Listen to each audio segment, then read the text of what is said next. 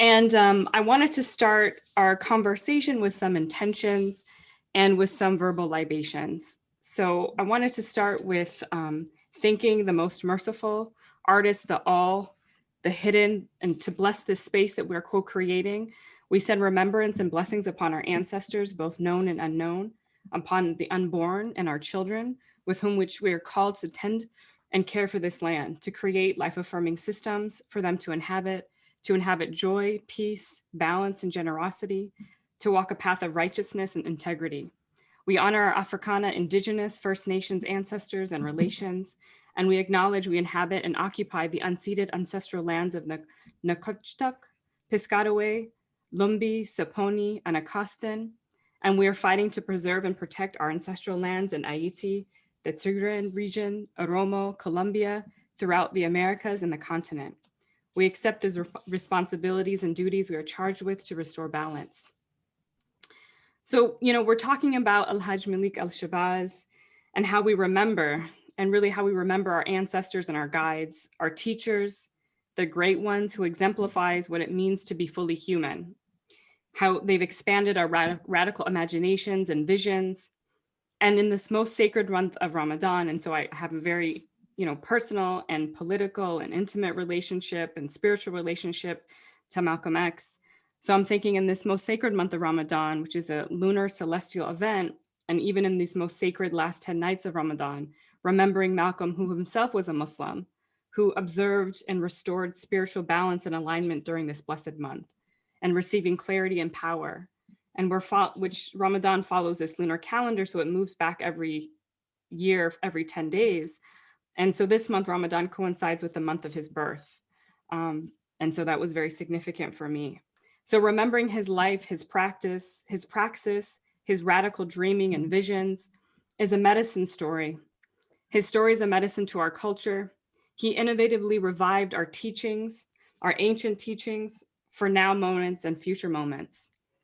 And he helps all of us, our children, and those yet to come with us ever still, to find our own medicines, our own gifts and abilities towards a corrective praxis, radical social transformation, and meaningful, dignified, expansive existence. I want to remind everyone this is a public conversation. So this is as much a cipher as it is a medicine story, as it is a rhythmic vibrations and improvisation. So tonight we sit together with storytellers and wise ones to remember El-Hajj Malik El-Shabazz, as an exemplar of our Black radical tradition. And I really want us to think, about questions, conversations that we want to explore as we think about this. So let me introduce some of our wise ones and our storytellers tonight, who are sharing space with us. And there's so many that are on the call as well too. So I'm definitely going to give a shout out to folks, and I would really love for them to take part of this conversation. So to introduce James Pope, who is here, there, and thinking a little bit about the future and what it is. And most of you know who he is. And I'm so grateful and blessed to introduce Dr. Josh Myers. And Josh Myers is an associate professor of Africana Studies in the Department of Afro-American Studies at Howard University. He is the author of We Are Worth Fighting For, a history of the Howard University student protest of 1989. It was published by New York University Press in 2019, and Cedric Robinson, The Time of the Black Radical Tradition, which was published in 2021, as well as the editor of A Gathering Together, a literary journal. So just to kind of frame some of our conversation tonight, we're really in conversation with James Pope's most recent article, El-Hajj Malik El-Shabazz, The Continuity and Legacy of a Critical Africana Human Rights Consciousness. And he situates El-Hajj Malik El-Shabazz's practice as well as the Africana Black movements for freedom and to human rights discourse. Our conversation between James Pope and Josh Myers will draw from this critical exploration of El-Hajj Malik El-Shabazz's evolution into an internationalist activist-theoretician and 5 rhythmic movements. As Pope beautifully articulates the opening, the transitioning, the solidification, the influencing, and the continuities. It is the central premise of their work and this panel that in order to fully grasp the breadth and depth of the Africana Black struggle for freedom, we must explore those involved in their contributions as a product of a critical human rights consciousness. Accordingly, El-Hajj Malik El-Shabazz becomes an archetype in this regard. This idea rests upon the assertion that his praxis, albeit complete due to his untimely assassination, represents an important nexus in the Africana struggle for freedom, merging various manifestations of radical praxis into a clearer articulation of the Black radical tradition. So I want to open up our conversation, really, if James can kind of think about with us these rhythmic movements of El-Hajj Malik's life, and you liken them to Black classical music, to jazz, a way of hearing, seeing, experiencing, knowing, and transcending the world. And so I guess my first question for you is why Malcolm for this theoretical concept? What are some of those influences, the spiritual, geographic, material, physical influences? Well, thank you. And I want to make sure everyone can hear me. Just give me a quick head nod, like this is Deaky. I'm good. Yeah, you're good. Okay, because I got some new headphones. I've been trying them out, you know. So, well, to begin, I think rhythmatically. And so I think that is probably you know, something that is inculcated in the ancestral and historical memory of us as being Africana people, is that we generally think in multiple ways and multiple forms simultaneously, you know, which is counterintuitive or counter to a more European or Western epistemic, Western philosophical way of understanding, which is more linear, more divisive, more separate. So when I was thinking about this, is that there was a couple of influences that um, prompted me to really situate Malcolm. Number one is that I'm trying to dive into an ocean of conversation, particularly critiquing this notion of human rights, the theory and practice of human rights, as being fundamentally flawed, but yet has ultimate potential when you look at the Africana experiences of people around the world, right? So we have a very, very complex way of understanding the human, the very, very complex way of understanding, you know, actually different ways, the different forms of how we relate as human beings. So when I was thinking about, you know, this broader project that I started way back in like I guess about 2000, maybe, man, goodness, a long time ago. I don't even want to give you guys a date here. It was a while ago. Is that as I was also moving through my own activism, coming out of and having contact with folk who had been organizing, coming into contact with folk and having personal relationships with people who have been organizing for a long particular time. One of the questions I always had is, you know, what happens to our movements? How do we move, or how do we understand our resistance, and what should we carry forward? And so in doing that, you know, of course, I started to get my PhD, and I'm thinking about this, you know, very, very intently. And so to put it up in a nutshell, and you're going to have to obviously kind of poke me a little bit more, but to put it in a nutshell, because I really want to engage in the conversation, is that Malcolm really, as I started to look at the Black radical tradition, of course, being informed by Cedric Robinson, Dr. Audrey Smetley, Sylvia Winter, these folk are really influencing my thinking as I'm reading them at a very, very early age, even before I um, come to Howard University in my graduate program. Um, they're really informing the way I'm thinking. I'm trying to really, you know, grasp my space, my own personal space, but also how do I fit into a collective space of organizing, a collective space, and what traditions should we use, and how do we resist? And so all of these things are really, really popping at me. I'm engaging in reading Malcolm. I'm engaging in listening to Malcolm. I'm engaging to talking to people who knew Malcolm. I'm engaging, you know, in all of these areas. And so for me, it was a lot. So what I tried to do is develop a framework for us to really understand this broader category of the Black radical tradition, the questions that Cedric Robinson lays out. You know, how does race influence us on a deeper level, such as Dr. Audrey Smetley is laying out with Cedric Robinson and other particular folk, and Sylvia Winter, how we're thinking about this, and it's a lot. And so what I try to do is provide a framework for us to really understand what is this, what are we resisting for? What is our ultimate goal? And so as I started to read this, and of course, Malcolm is very clear about human rights, which I will get to, because now I'm thinking about how would he situate his idea of human rights in the context of today, given that human rights itself in theory and practice is flawed. It is influenced by race at a philosophical and theoretical level, but necessarily, I mean, also which also impacts its practical level. Mm-hmm. So what I developed was this critical human, what I call a critical Africana human rights consciousness, because this is what I really articulated Africana freedom movements attempting to do. All of its manifestations was attempting to do move us closer to a more nuanced and more deeper understanding of what it means to be human, juxtaposed to these conversations out of Europe with it of rights and all of these particular things. So that is the concept. And Malcolm was best articulate. He was the one who was able to articulate this theoretical framework in a material form. And just to give folk just a little snapshot of what that framework is there's I've developed or looked at 5 particular components right now, and I'm sure there'll be others as I start to think about this a little bit more. Is that when we're thinking about folk, and particularly Africana freedom movements moving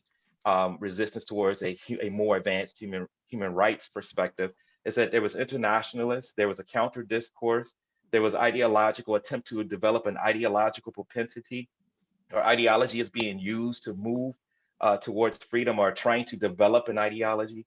There was a clear human rights discourse, which is also a counter discourse, because Malcolm is also a critique of human rights, of which I can get into later as well. And also there's a clear attempt to institutionalize all of this, of which Malcolm literally was doing.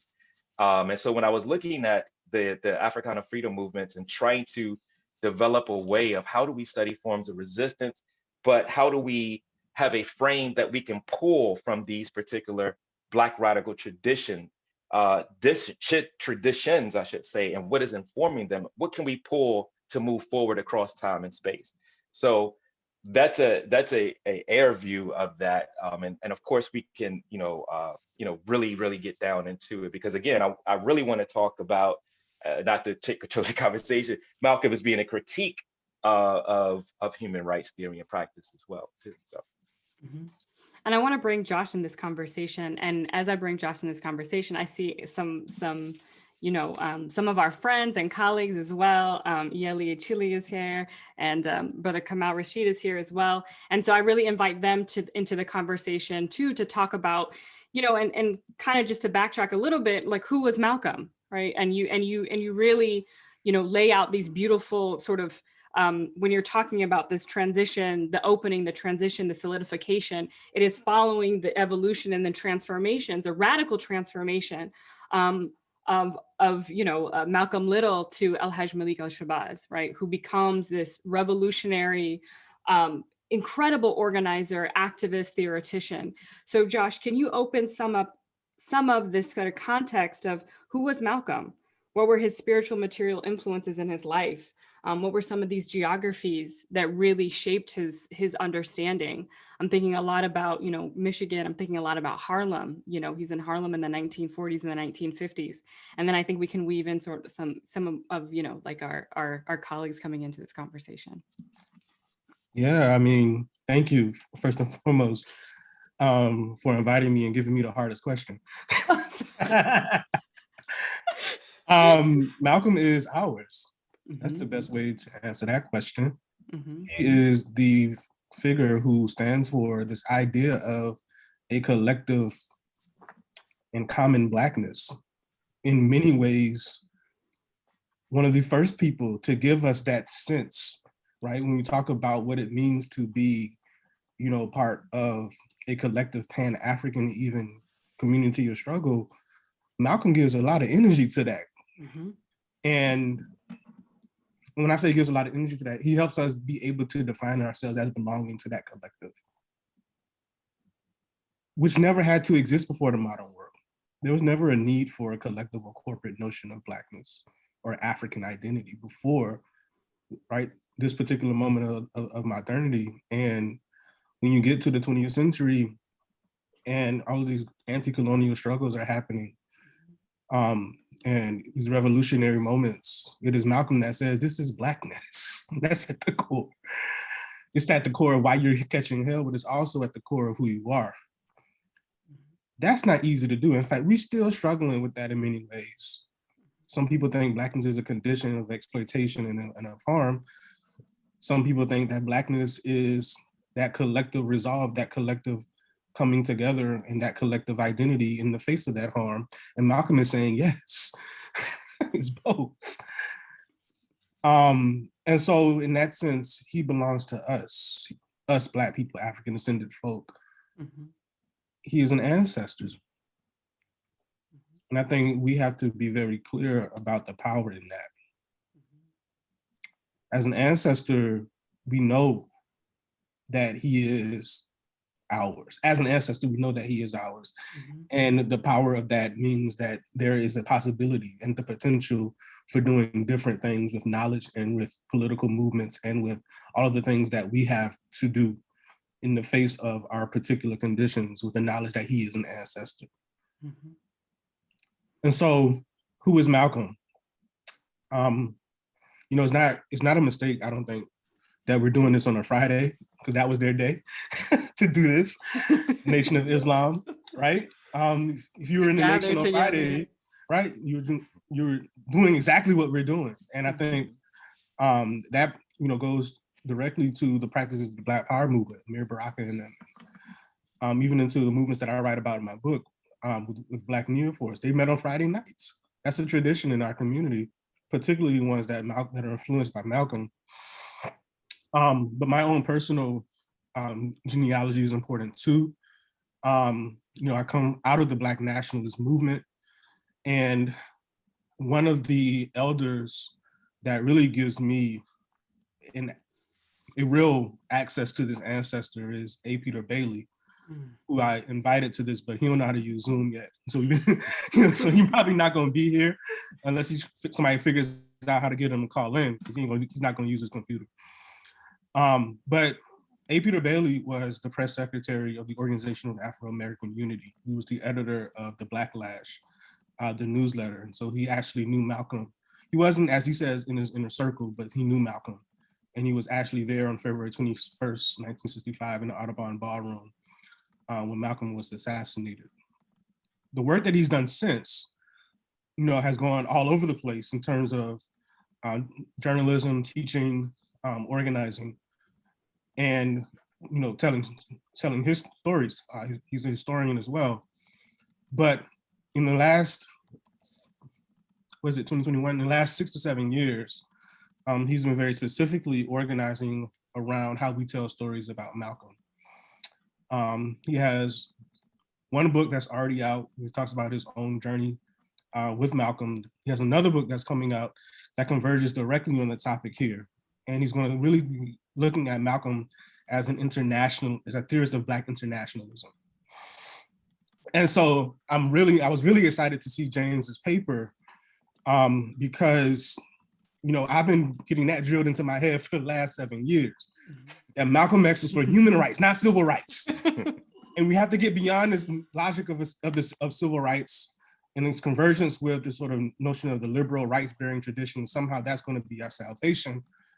And Malcolm, who in the last few years of his life understood the power of linking our struggles to struggles of Black people and other people as well abroad in this notion of international solidarity, is really important to understand. And it's not a negation of his Black nationalism, right? You know, a lot of us didn't like Spike Lee's depiction, and we have to be honest about that as well. Somehow that the Mecca visit creates this different person. And so that piece also, when I was in graduate school, I had the honor of TAing and taking a class with one of Malcolm X's proteges, Maxwell Stanford or Muhammad Ahmed, who that experience, just having someone so deeply touched by Malcolm and giving that to me, giving the meaning of that feeling, giving the meaning of that being touched to me, made it very real at a very important stage in my life. Because before that, Malcolm was the person who was on posters, who was on t-shirts, who was on, the biopics and things like that. And he was almost a stand-in for a certain kind of anger, a certain kind of disposition. But when you talk to Muhammad Ahmed, Malcolm becomes a real person. And a critical connection to anything that can bear the name of Black power. And so what I've been doing in a number of different instances in my teaching, but also in my writing, is retelling some of the stories of Black power, which is now with Black Power Studies become another arm in the liberal toolkit of American historiography. Somehow Black power becomes liberal too. Mm-hmm. And so if MalcolmX was here, he would probably be suspicious of the ways that American historians are telling the story of the movements that he participated in and inspired. And he would be deeply critical of them. You always talked about how history was one of our most important tools. And so we can't just take our experiences with Malcolm as both inspiration, as both the sort of example of struggle and solidarity, without also telling the story correctly. Because let's be very clear, our students are not getting it. Our kids are not getting the story. Mm-hmm. They're not getting the story of the Revolutionary Action Movement. They're not getting the story of the Afro-American Association. They're not getting the story of the various iterations of the Black Panther Party. They're not getting the stories of the Congress of African People. They're not getting the stories of the African Liberation Support Committee, and on and on and on and on, which all traces back to Malcolm's Pan-African and Black internationalist position. He's more than just the person that's there by any means necessary. Mm-hmm. And so for me, that's been a very important part of my journey with Malcolm.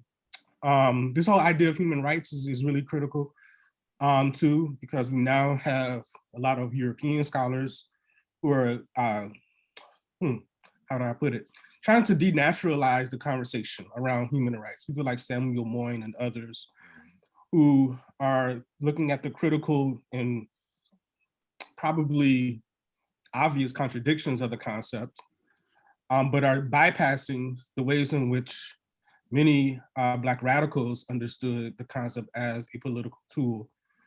And so when you talk about Harlem, that Black internationalist movement is always there. It's not always connected to the militant sort of formations that we see in the 60s, but it's always there. You have the Council on African Affairs, for instance. You have the work that's coming out of the Civil Rights Congress, right? Which is oddly titled, which was, the reason it was titled that was to be tricky.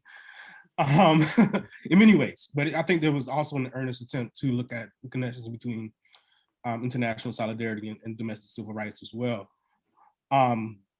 Those particular movements, of course, become part of what John Henry Clark calls the new Afro-American nationalism in the early 1960s. And Malcolm's at the center of that too. He is being mentored by Vicki Garvin and Queen Mother Moore and so many other important stalwarts in our movement. But people forget, William Patterson is in Harlem too. William and Louise Thompson Patterson are both in Harlem. They're actually working with SNCC and trying to develop for SNCC, the Student Nonviolent Coordinating Committee. They're trying to develop an international component of the direct action movement in the South. And that's why SNCC comes out for Palestine. That's why SNCC, goes to Africa. Members of SNCC go to Africa in 1964. That's why it takes that particular, it's not a diversion, in other words. And so Stokely Carmichael writes about this in Ready for Revolution, that when, Malcolm died, that was a moment for them. That was a really important moment. And that, of course, it was only a few weeks before he died that he was in Selma, Alabama, making those particular connections. And so the way that we talk about the movement has to change. We have to be able to look at these things as deeply imbricated and also be critical of why these particular movements have been historicized as further examples of the promise of American democracy, when in fact they were fighting, as you write in your article, quoting James Boggs, they were fighting American democracy. And so obviously Black studies is part of that as well. Mm-hmm.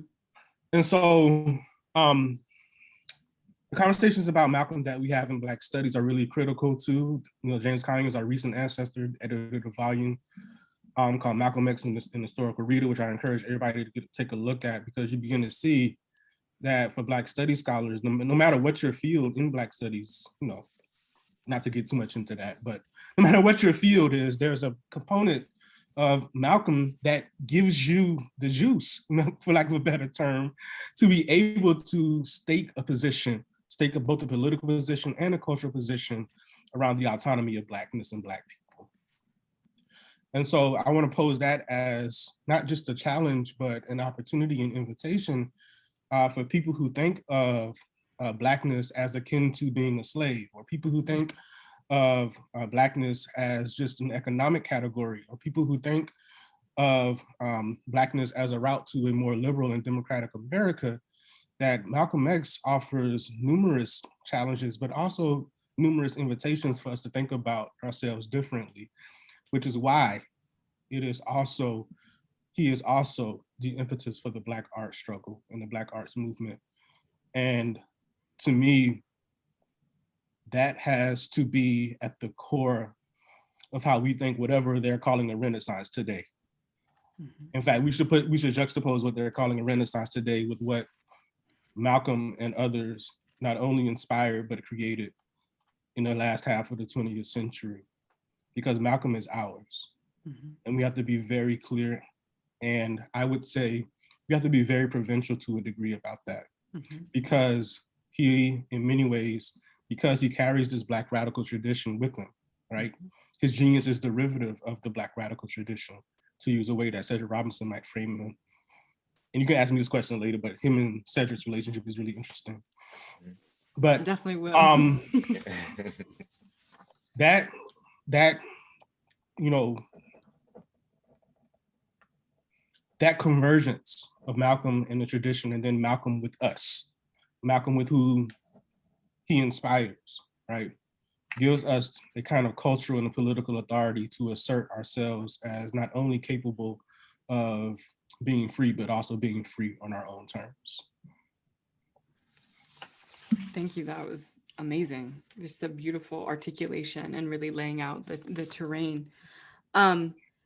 And I wanted to, you know, transition to James, but I also want to pull in, I know I'm looking, we have so many great, amazing folks that are on the call now. So I wanted to actually pull in Brother Kamal, if that's okay, because I know he's going to go, he has to leave shortly, to help us kind of talk about who Malcolm was, you know, and when I DM'd you about this conversation.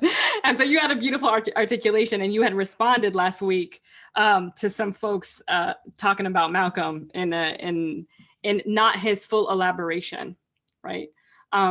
So I know that there is, you know, there's so much that we've already kind of talked about before about Malcolm, but can you kind of add to this conversation and thinking about who was Malcolm, right? What were these spiritual, material influences in his life, right?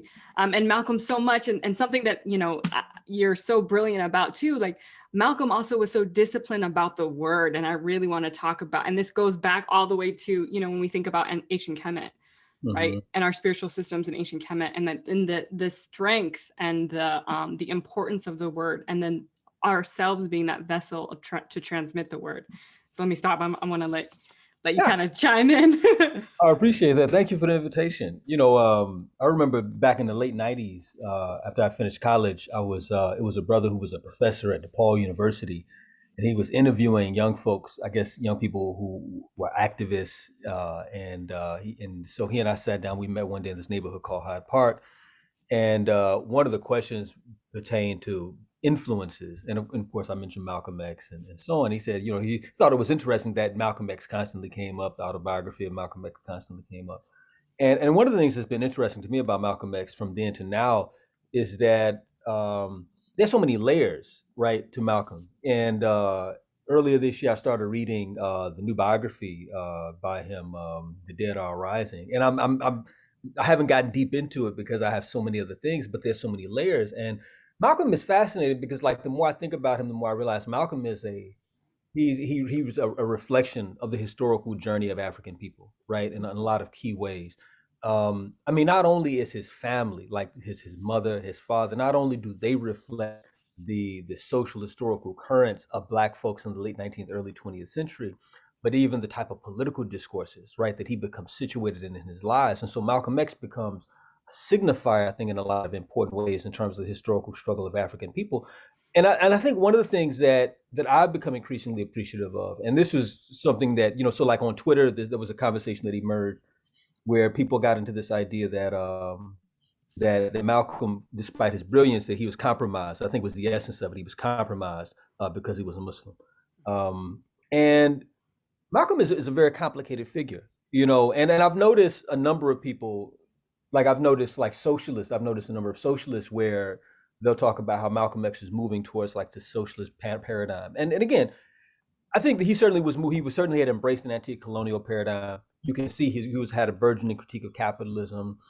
You know, I think for most of us, like socialism or something analogous to that is on the horizon. But I think it also, we diminish the complexity and the nuances of Malcolm by saying, oh yeah, Malcolm was a socialist. Well, Malcolm was a whole lot of things, right? And I think he was many things becoming. And I think that's the tension in terms of reconciling ourselves with Malcolm X. He was many things becoming. He was engaged in a constant process of unfolding.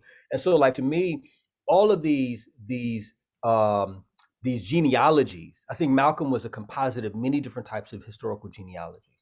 You know, this connection to the Caribbean, his connection to the American South, his connection to the UNIA, his connection to the migration of Caribbean folks to the U.S., his connection to the Great Migration, his connection to this burgeoning and reclaimed, I would argue, tradition of Islam among Africans in this country, his connections to Pan-Africanism and nationalism. I think he was many things, and I think these various genealogies informed his thinking. But I think the thing that was most brilliant about Malcolm is how he was able to synthesize these ideas, seemingly disparate ideas.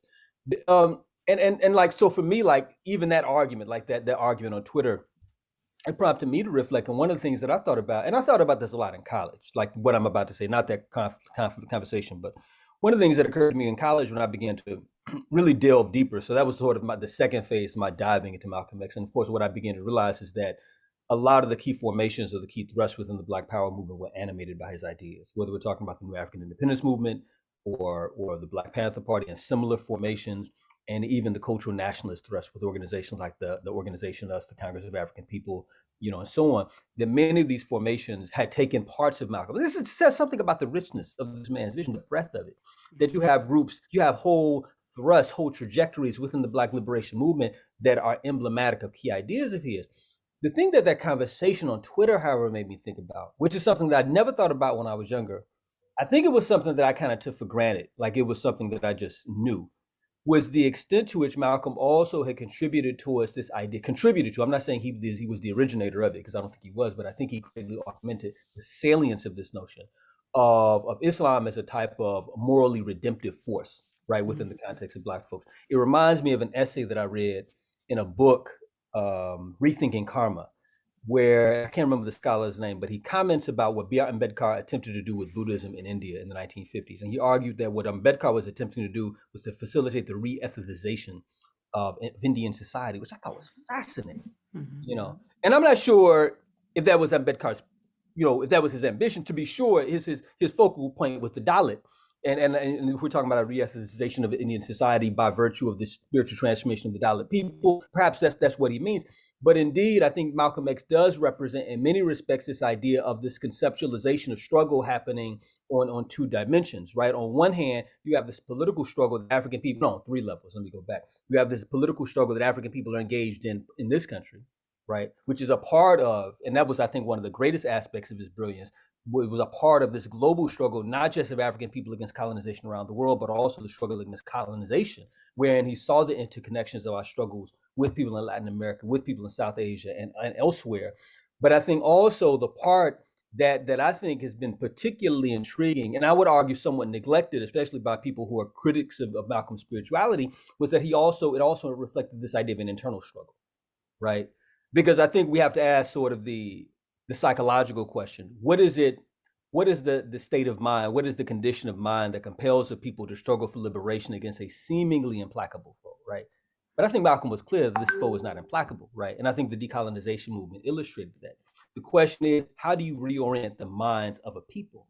And I think within the context of Islam, Malcolm X saw a tool to transform the spiritual values of the people, right? In terms of this idea of the reinvigoration of the sort of ethical precepts of African people, particularly in terms of how they have been malformed as a consequence of our experience in the West. I think that was one part of it. But I think the other part of it was this idea of how do you steal the resolve of people, whether you invest in them a conception of themselves, the conception of historic and future possibility, wherein they can see themselves as the architects of their destiny.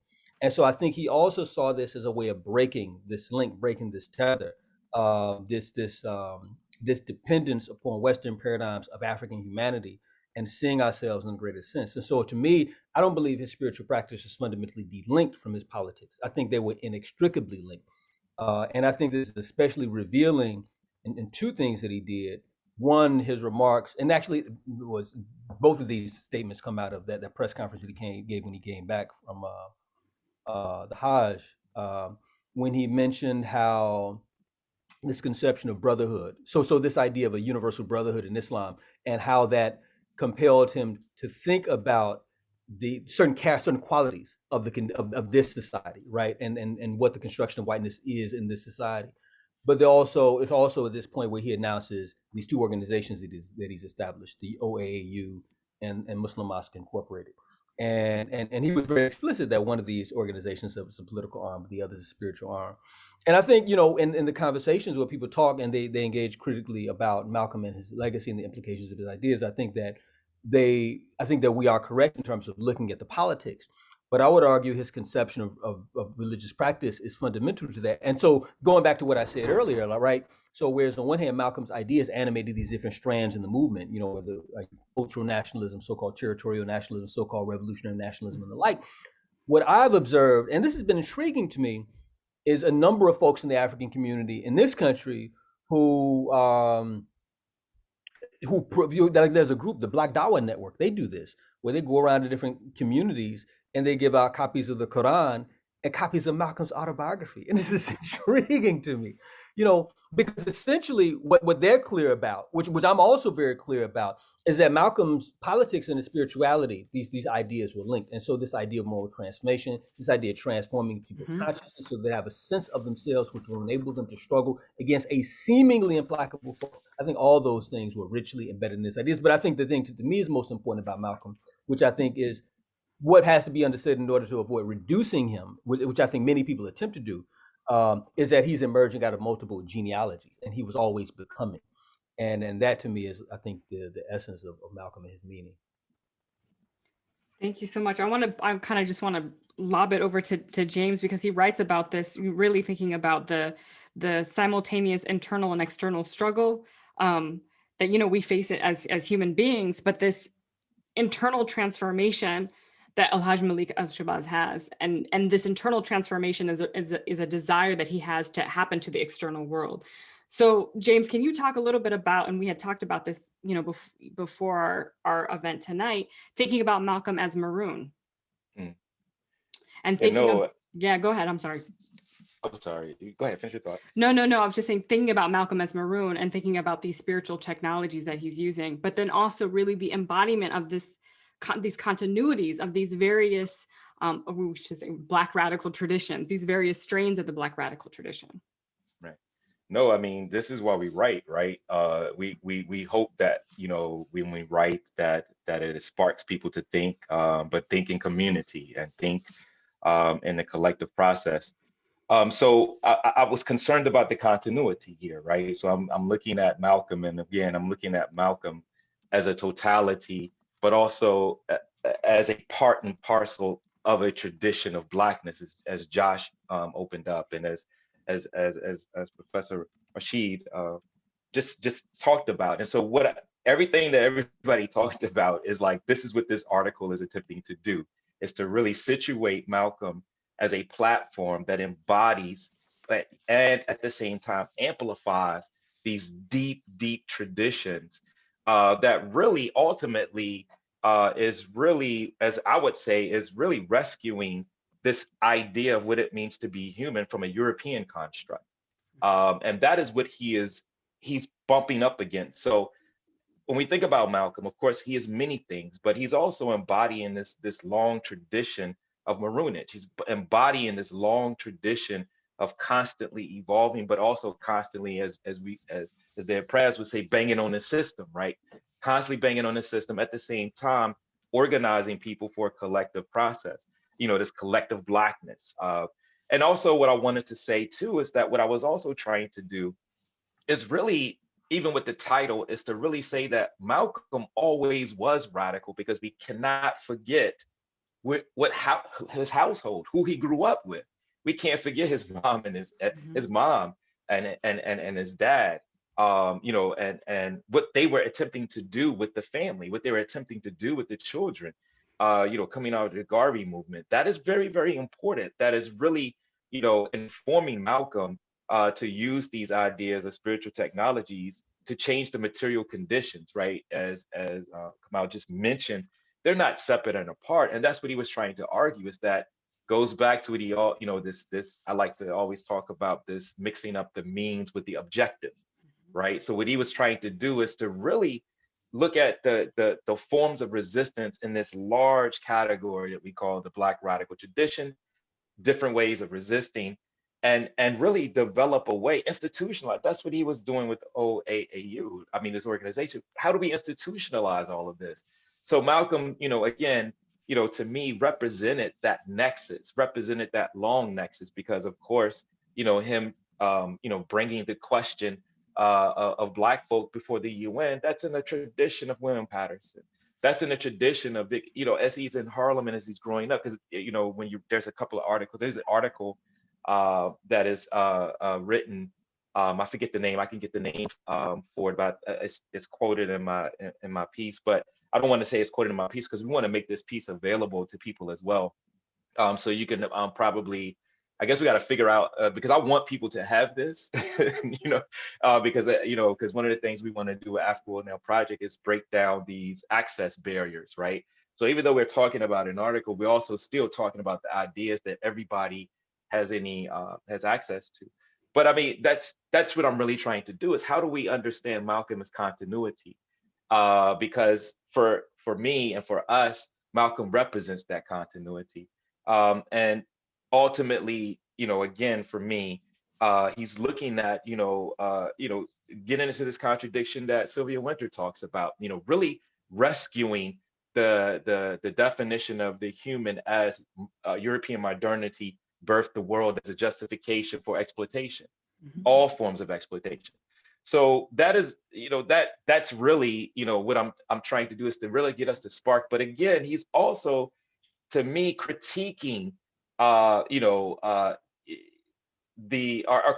calling, I guess, the bluff of the international community that is centered on human rights and international law. But he's doing this at anti-colonialist struggles. So anti-colonial struggles is going on. So he's talking about taking the question to the UN again in the tradition of William Patterson, and all of those particular things as well. So with that being said, I was really trying to say, again, with the name El-Hajj Malik El-Shabazz, because of course, if you guys know, MalcolmX, that name, was given. He also had taken before, that name, he had taken Malik El-Shabazz. He was like, I'm going to, the naming process becomes important. The word, as you mentioned before, the discourse is very important as well, because he was very, very clear about the language that we use. He was very, very clear, as Josh says, people who know him, he was very, very clear about the struggle being centered on human rights. He was very clear about that very early. And again, I also want to talk about and point about the fact that he's also moving around on the continent of Africa, right? He's also visiting the continent of Africa, which, as you know, we really try to really understand this indigenous aspect of knowledge, how were folk, because he was on the ground seeing how folk were resisting. What were they using? What technologies they were using? What spiritual technologies? What languages? All of those particular things, those conversations, are very important as well. So again, I'm really kind of excited. I kind of want to sit back a little bit more, because it's like, this is why we write, right? This is why we want it to get out, and for people to really, really, think through it, think with me, think above me, think under me, show gaps, critique, enhance, amplify. And I appreciate, this particular space being able to do that, because this is what this space is intending to be. And so we talk a lot about the Black radical tradition, and I would be remiss if we didn't give, and I don't want to assume that everyone knows what we're talking about when we talk about the Black radical tradition. And so I would really be remiss if we don't, come back to this conversation and question that you posed, Josh, and one that I wanted to follow up with you when we start to think about the political vision. And it's hard to because you can't really, and Cedric Robinson tells us this as well too, as African people, was like, we don't think about the political in that way, right? And so when we're thinking about this expansive vision that El-Hajj Malik El-Shabazz has, and we think about the Black radical tradition, can you talk a little bit about this relationship that he has with Cedric Robinson, and the ways that and Cedric Robinson really gave most of us a language, building off of what C.L.R. James has done, and building off of what W.E.B. Du Bois has done, Shirley Graham Du Bois, and we can go ad nauseum. But to talk about this relationship, to talk about the Black radical tradition, and talk about this relationship between Malcolm and Cedric Robinson. Yeah, just to begin, I think the Black radical tradition has now become a way for people to identify, select individual intellectuals, organizers, and freedom fighters who they believe had the correct political theory or agenda.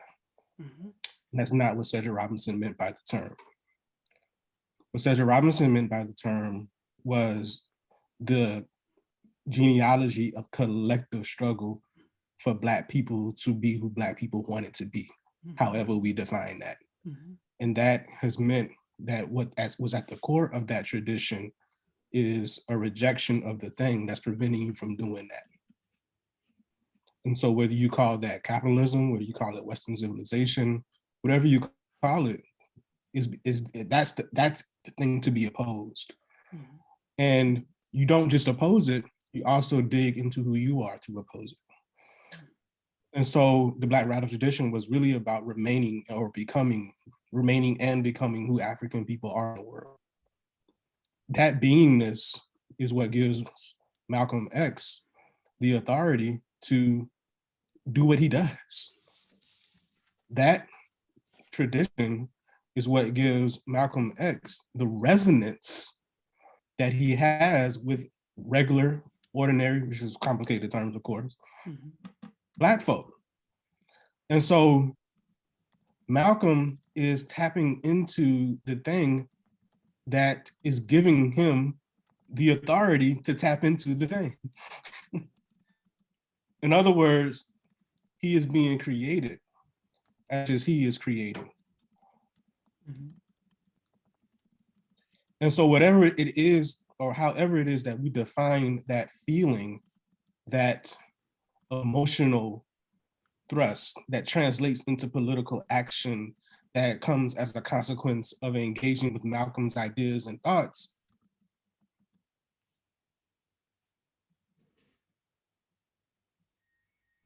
right? And so it's not a hierarchical sort of preaching down to people, telling them what they are not doing so that they will do the thing that you want them to do, or giving them the consciousness, right? He is tapping into a pre-existing consciousness. That's how Cedric wrote about him, in particular in an article, Cedric Robinson, in an article called Malcolm Little as Charismatic Leader. That was 10 years after he met him. So that article comes out in 1971, 72. It took him about 3 years to write that article. We worked on it for 3 years.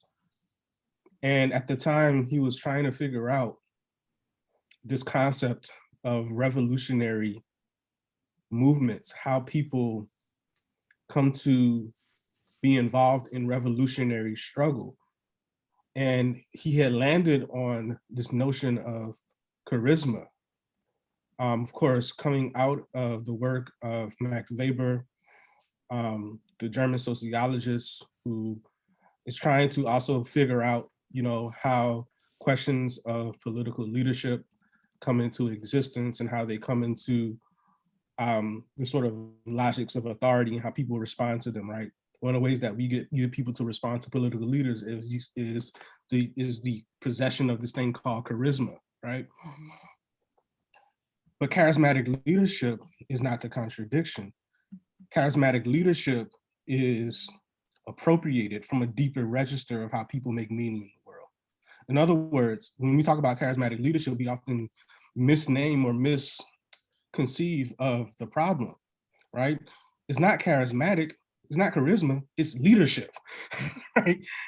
Charisma, if you go back to its role in revolutionary struggles, is this idea, going back to the spirituality piece, is this idea of spiritual, not transcendence, but a kind of spiritual fortification against harm, against wrong, against the thing, against evil, right? Charismatic is literally translated as the gift of grace. And so Black people in particular are responding to these revolutionary moments because they want to receive grace. They want to receive the thing that's going to prevent evil from winning. They want to be invested in that spiritual armor. And that's what creates the momentum around all of these millenarian and radical movements that Black folks are participating in all throughout the period of the modern world. There's an element of charisma in the Haitian Revolution. There's an element of charisma in the African uprising led by John Chilembwe and others. And what Cedric was trying to do is understand the nature of that thing in order to understand how it was then appropriated and then fed back to us as a president named Barack Obama or whatever, right? And even though you couldn't see that, but Malcolm captured that charismatic ideal too. But in order for it to actually have resonance, the people had to carry it. People had to have that desire, right, to be invested with that grace. And so, how in the Black church, we always talk about the preacher or the teacher is just a vessel, right? Malcolm in that sense becomes just a vessel. And, Cedric Robinson tried to understand that intellectually. He met him, like I was beginning to say earlier, in 1961, when he was organizing as a student at the University of California, Berkeley. They brought Malcolm out to the Bay Area.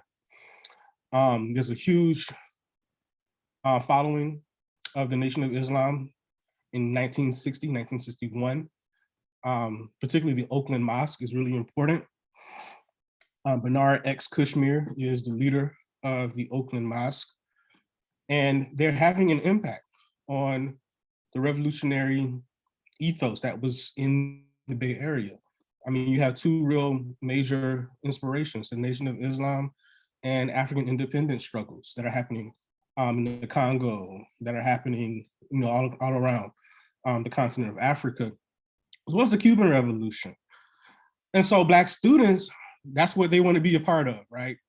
And so they bring Robert F. Williams first from Monroe, North Carolina.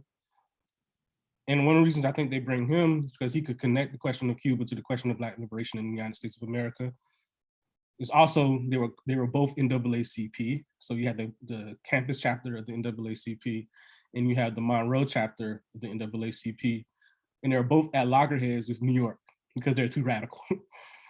And so you have literally somebody from New York, the youth and college guy from the NAACP flies into Berkeley and say, you need to reel these students at Berkeley in, because this ain't what the NAACP is supposed to be doing. Because they invited Malcolm next. And, it was an interesting moment because the university, of course, is not going to let Malcolm speak. And so it became a story because they refused to allow Malcolm to speak on campus. Again, this is 1961. The hate that hate produced is probably the dominant media influence in terms of how people understood what the Nation of Islam was. And so this minority, and I really mean that minority of Black students, because there are only about 200 Black students, and you know how large University of California, Berkeley was. I mean, talking about tens of thousands of students, only 200 are Black. And so they're saying, if you bring Malcolm, it's going to be violence. It's going to be all these things that, the stereotypical stuff. And so they say you can't bring him. And so it becomes a huge battle over questions of academic, really not, I guess you can say free speech, academic speech. Of course, we know that 3 years later, you have the free speech movement that white radicals are involved in, but it was because of the precipitating factor of Black folks wanting to bring folks like Malcolm in that free speech even becomes a controversy on campus, as well, of course, as anti-communism. So Session meets them that year. And, I don't have a record of their conversation. I don't have, what they said to each other, but it was very clear that because Malcolm came, the Afro-American Association was developed and created. The Afro-American Association is the foundation for the people that get involved in the Revolutionary Action Movement. The Revolutionary Action Movement is the foundation for the Black Panther Party of Northern California. Both organizations are the foundation for the Black Panther Party for Self-Defense. In other words, Malcolm's visit in 1961, as innocent as a simple visit might seem to be, literally spawns the dominant organizations in terms of Black power radicalism in one of the most important parts of the country. I could say more, but I'll stop there.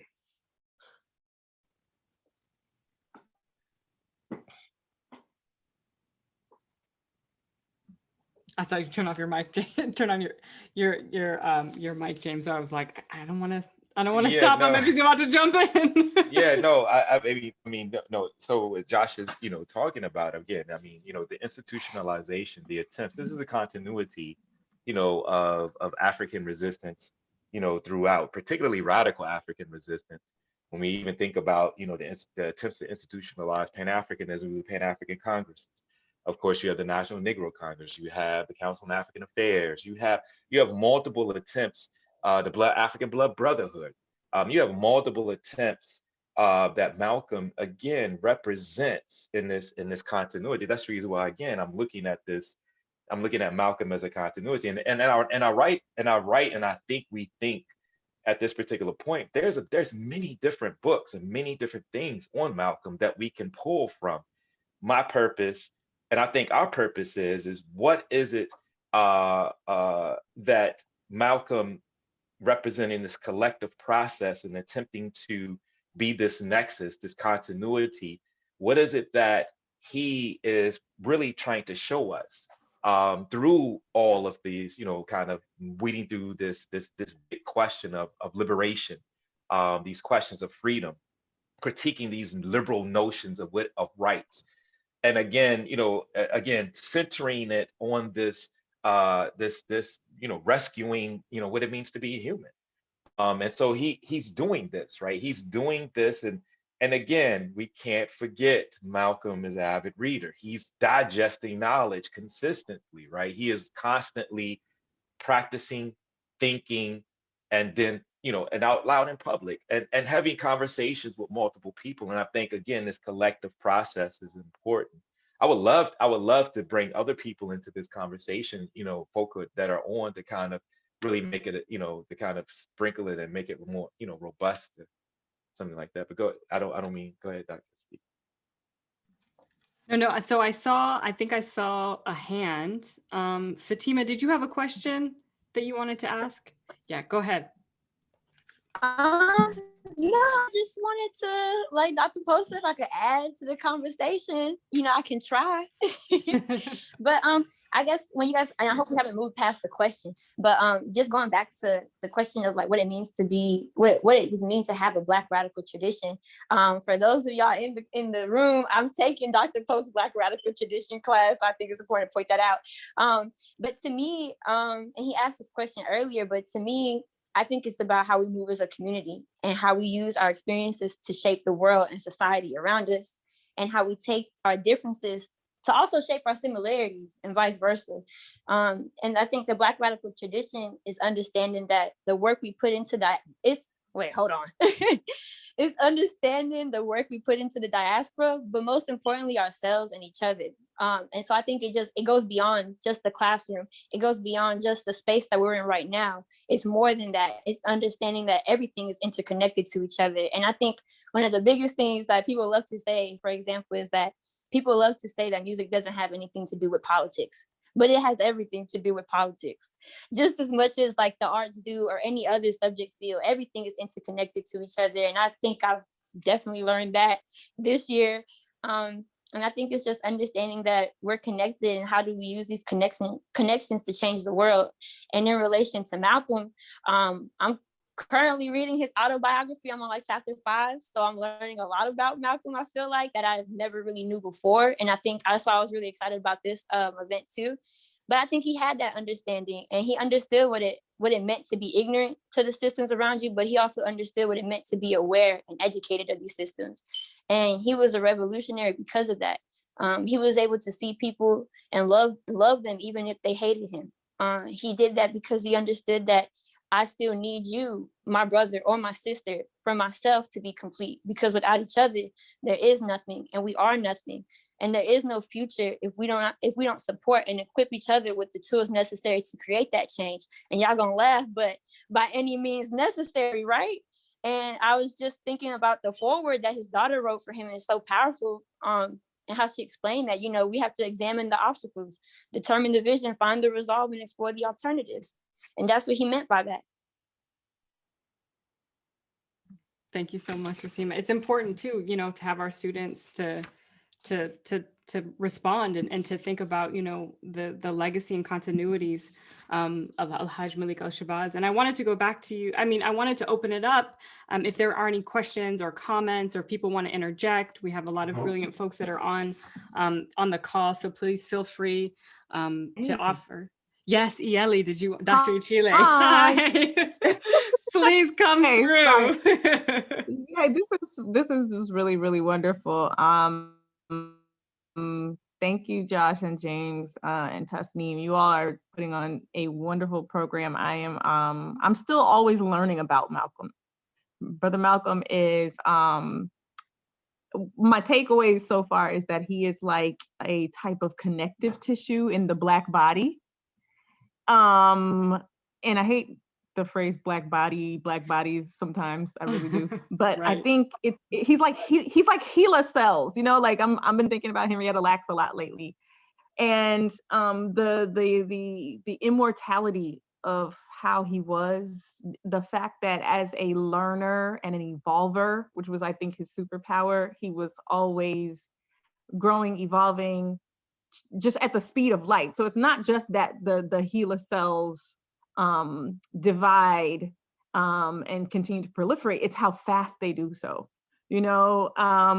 and he is a map, he is a map certainly of the Black radical tradition, connecting past with present and certainly future, but he's like an evergreen ancestor. Like, he is still mentoring new generations of students, certainly through the educators. I think Joshua pointed out that, our young folks aren't learning about a lot of these different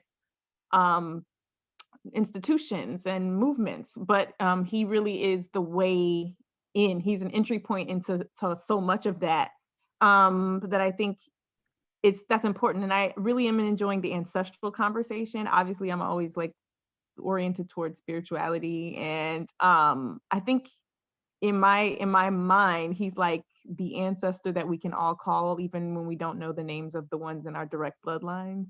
So I really like he's in our heart. He's situated in our heart in a way, right? Of course he's situated in these social and political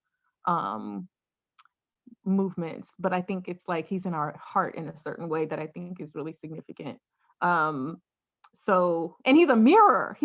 Finally, he's a mirror. Like, MalcolmX he was brave in the way that he would want someone to be brave on his behalf. He was truthful in the way that he would want people to be truthful to him and sit him down and make things plain, right? And I think he tried to embody all of the things he would want in a leader and reflected that back to us. He was a reflection of who we are, as Josh made so clear, but was always wanting it to be the best, like the best of who we are. And I just, you know, obviously that's been said by many, many people, but I'm really just grateful to have more time to speak about it.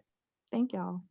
I actually wanted to follow up with you. And there's this quote that he says that I love, but he's like, "I'm the man that you think you are." So, which was really interesting. That's it. But if you can, if you don't mind, Dr. Achille, if you can talk a little bit about, because, you know, we've been talking about spirituality and we've been talking about, and that's always, and I think that one of the things that in dominant discourse, what gets really sort of suppressed or marginalized is the influences. And we talked about Queen Mother Moore, you know, Vicky Garvin, Shirley Graham Du Bois, Betty Shabazz, his wife, you know, his sister, Ella Little. But to think about this relationship between, you know, spirituality, the resistance, and really the sort of the feminine energy around that, the role of women. And you can kind of, you know, talk about it more broadly. I know it's, you know, I'm kind of putting you on the spot here, but you have written about it and you think about it so eloquently. And I was hoping that you can maybe add a little bit more to that conversation when we're thinking about, you know, really this connection between spirituality, this connection to resistance, and then this connection to the really the ways in which a lot of women really educated and helped radically transform and Malcolm X into these different stages of his evolution and his growth. Stop there. Well, I'm not a scholar of specifically the women in Malcolm's life, but I do. I did start kind of thinking about that when James was talking about Malcolm as Maroon. I really appreciate that that perspective. And one of the things that I found in my research, or one of the things I just like to argue, is that, you know, the thing that made Maroon societies such a threat to the chattel slave system is the presence of women, is the presence of families and the ability to replicate themselves past just one generation. It wasn't just the weapons and the ability to physically defend the safety and the sovereignty of the space, but it was the fact that the space could reproduce itself. And I think Malcolm's love for humanity meant that he had a basic required love for women. There's a reverence, there is a compassion. I think the thing that I love about him the most is he's always trying to understand. He's always trying to understand and unify with people and find spaces of connection as opposed to disunity and separation. Like, I think that that's just the best part of who he was. And I think that that makes him squarely in tradition of the Maroons in terms of just really understanding that women have a place in the center of what is happening. Obviously, you know, he's a girl dad, whatever that means.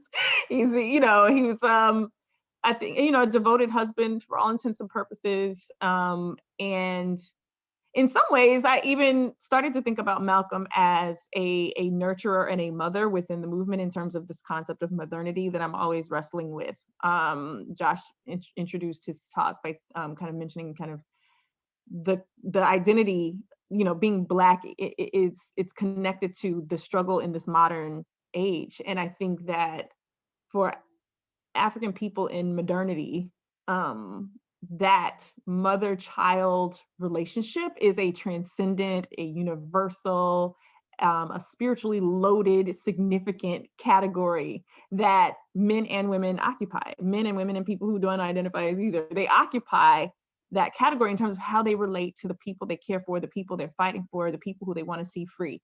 And Malcolm definitely he's still mothering generations of people.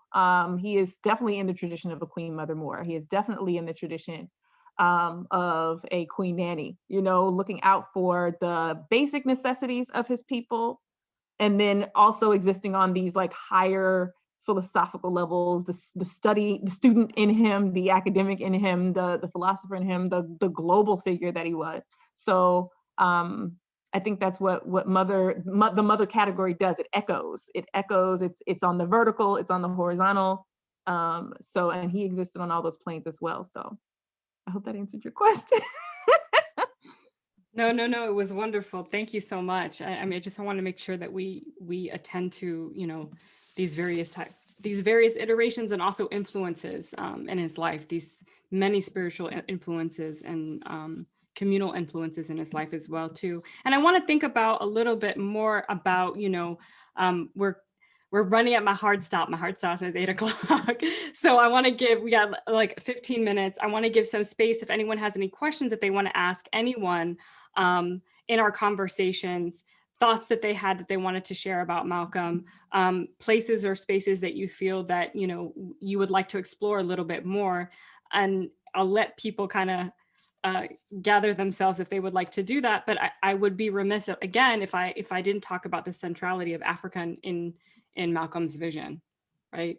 And I think James or Josh can kind of jump in to have this conversation, you know, because he's modeling for those that don't know, you know, he's modeling the AAU off of the, you know, OAU, which is the Organization of African Union. And so, which was, you know, in its inception, a more radical organization than what it has now become.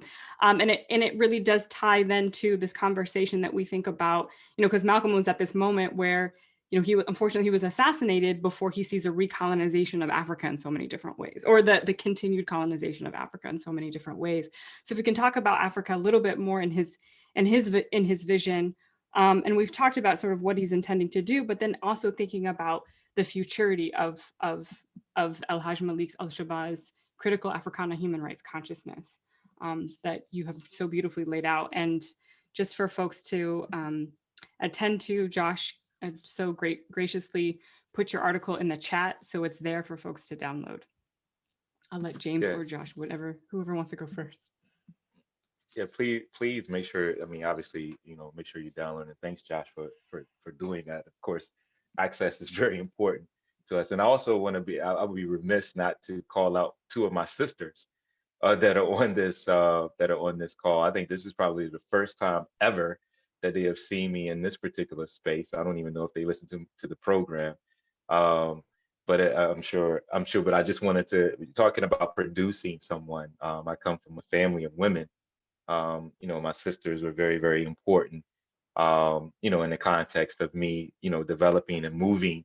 You know, they're my fans, you know, they're moving me along. So, you know, this notion is very important. So I kind of see the world as a balance. I see the world through this balance of femininity and masculinity. And I wrestle with that. I don't have the perfect, you know, don't get me wrong. I'm not some type of, you know, a perfect example of that, because I wrestle with, you know, balancing it as well. But which brings me to I wanted to say just something quickly about Africa in the context. And this goes back because I was supposed to be giving in the pandemic, I was actually supposed to be giving a university lecture at Kenyatta University when we went back in March, looking at the influence of the Mau Mau, what is erroneously called the Mau Mau, which is the Land and Freedom Army in Kenya, and what they were doing, you know, specifically in Kenya, and how that had influenced people here resisting. But in particular, I was going to center it around the conversation of Malcolm, because Malcolm will always invoke the Mau Mau, right? You know, him understanding what the Mau Mau were doing, him understanding the clarity, you know, the moral and the ethic that the Mau Mau the Land and Freedom Army were engaged in is very important. But I also want to be clear too. I mean, you know, as we think about, you know, resistance, again, we can't forget the anti-colonialist movement, and there's a lot of young folk who are on the continent resisting, who are thinking through resistance. They are also, you know, underneath the tutelage or underneath the umbrella of a lot of African revolutionaries, of which Malcolm is literally meeting. He's understanding, he's seeing this on the ground. But what is important to me, and I think this is probably when we're thinking about, you know, the futurity of this concept, is because this is exactly where I'm moving to, um, as a critique of human rights, and what Malcolm is doing with the Africana, what I consider to be the Africana critical human rights consciousness, is what other forms or what other ways can we structure society? So if human rights is fundamentally flawed from a European, Western, epistemic, Western philosophical system, are there other ways? And of course they are, because we look at African indigenous ways of knowing, indigenous ways of being. There was a different way of organizing society. Dr. Achille talked about it. He just talked about, you know, this one of the particular concepts of mothering, or one of the notion of balance. And so this is where I'm moving to. So where I'm moving to is really the processes of us going to the continent, you know, going to Kenya every year. Is that what I'm doing is simultaneously is really trying to develop a real person to person, what is happening on the ground? How are young folk on the ground looking at Malcolm, and how are young folk looking at their own African revolutionary leaders as a part of a continuity? So I'm looking at Malcolm again as this international interlocutor. Like, how do he's bringing everything together, going to the continent, you know, young folk and, you know, African revolutionaries are trying to feed their countries. So there's a robust area of ideas, but what is the substance they're pulling from? So that is where I'm trying to go. What is the African indigenous forms of knowledge, or the African centeredness, are the, you know, the notion of the human being as defined through the Akan people, like you know, those types of things is what I'm trying to conceptualize into a critique of human rights. And people have, and stuff is out there, but it's so sparse and it's so all over the place. What I'm attempting to do is to put it in a platform, not in some narrow, limited, my way, my thought process is it, but just something that we can kind of, a platform that we can pick from and develop a more nuanced and a more critical way of really formulating our movements. Because I mean, if we're going to say that human rights, because a lot of Black radicals or Black leftists here, you know, look at Malcolm and they talk about Malcolm and human rights, and, you know, we need to focus on human rights. But my question now is, you know, what will Malcolm say about human rights as articulated in this particular play? I mean, in this particular epoch, or this particular period? Because again, human rights, as we understand it, as articulated in the dominant discourse, is antithetical to black liberation. You know, I mean, it's from a liberal tradition that really centers the individual, that is something different than the ancestral and our ways of knowing, of being collective. So, you know, that's just a little bit there, and I'll just shut up now and let Josh kind of chime in here. But Africa centers I mean, clearly it's very, very important. And that's obviously where he was going and trying to develop that particular way of understanding. For sure. I think I would just want to simply echo what James is saying about, we have to go beyond liberal rights-bearing traditions. We have to go beyond political traditions. We have to go beyond the nation state concept. As long as we articulate liberation within those boundaries, we will end up stuck, I think. And so I've been thinking about that collectively with a number of groups. And hopefully some of this will filter into some future work that I'm doing, because people are clamoring for alternatives. And, you know, it's not that the African past provides the solution. It's more, as Wole Soyinka says, it's a guide to existence. A guide, not a manual, not a blueprint, but a guide. And so when we talk about how to be, we're not talking about a rules-based concept of not doing it this way, you're wrong. We're talking about an alternative to the other thing. And so that means notions like improvisation are important, notions like flexibility, and, you know, thinking about the ways in which we move, right? Motion, as opposed to being static. And so think, you know, Black art, African art and dance have to be invited into these conversations. It can't just be like, you know, if you're not trained in political economy, you're not invited to the conversation about the African future, right? And so for that, in that conversation, I think people like Amilcar Cabral is just as critical to Malcolm. Ella Collins, I want to invoke her name, Malcolm's sister, who, you know, for a long time after Malcolm passed, continued in his line, in his tradition. In fact, she inspired a lot of who he was. Malcolm's mother, Louise, Ayasha has a book, a children's book.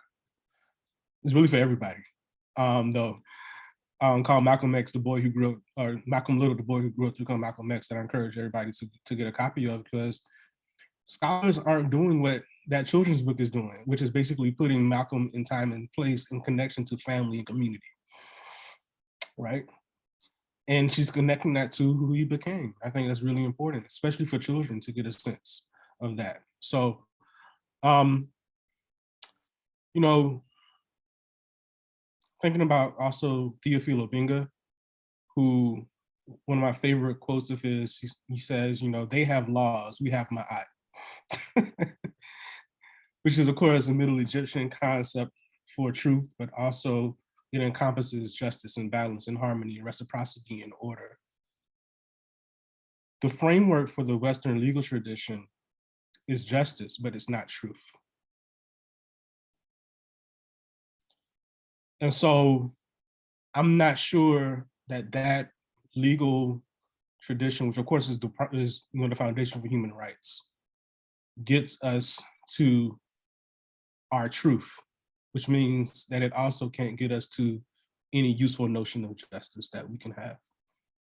And so we have to figure out what concepts of living together, being together, creating spaces together that honor the best elements of who we are, while also maintaining a relationship to the very material needs that structure human life on the planet.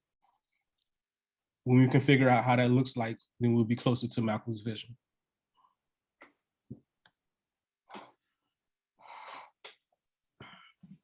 Thank you.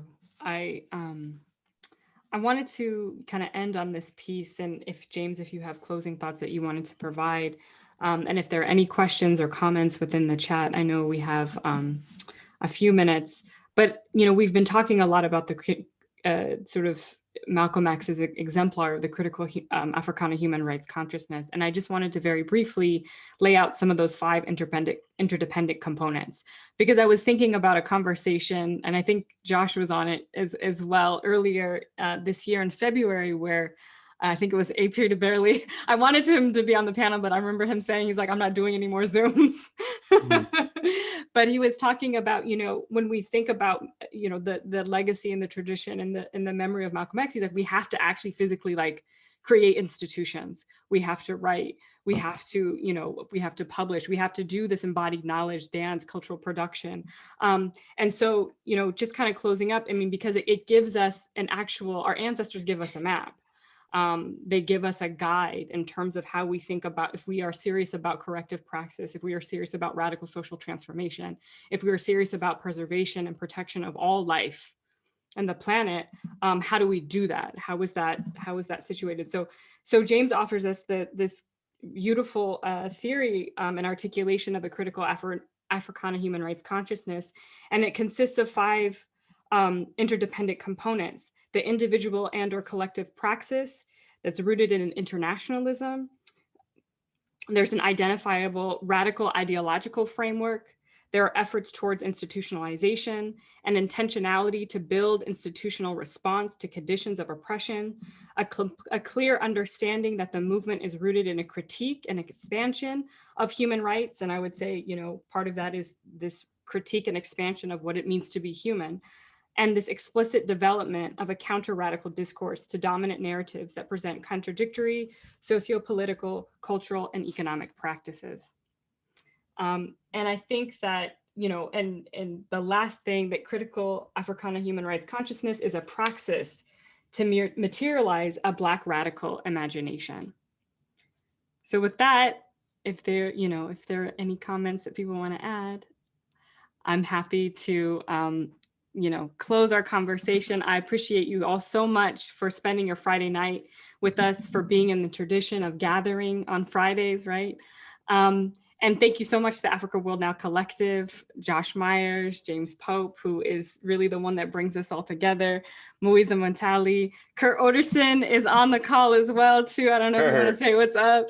And he has like the South African perspective as well, too. Thank you so much for joining us. Everyone, please be safe, be peaceful, be intelligent, and we'll see you soon. Thank you. Thanks, sis. Thank you so much. Thank you. Thank you, Josh.